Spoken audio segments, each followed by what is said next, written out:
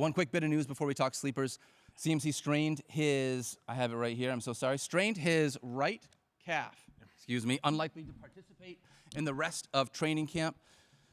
If you look at the tweet we have from Nick Wagner here, honestly, he's going to miss likely a couple weeks of practice, but Field, our very own Stefania Bell, huge 49ers fan, loves Christian McCaffrey, obviously put out a tweet as well. Cue all the panic in fantasy football, but she's saying, I'm not one of those panicking. He really wasn't going to see much preseason action anyways. Yeah. Are you on the same side as Stefania on this one? As of right now. So if you're doing your draft right now, if you're an early drafter, I actually have my first draft, like my first redraft, 10 or 12 team league, like no frills. I'm not talking about the Scott Fish Bowl or one of these more exotic fantasy football leagues that are quirky in terms of the rules and the scoring and tend to draft super early. I have my first one this Sunday night.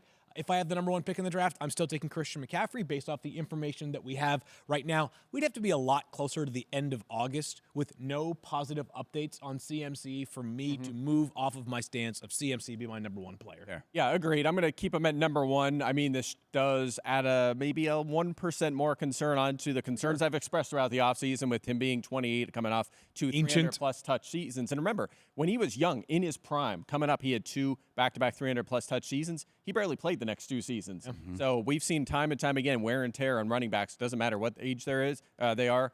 So I'll admit like a little bit more hesitation, but still, he's so far ahead of everyone else in fantasy that even lowering it a little bit week to week, the guy is just so good. I can't move off him first overall just yet.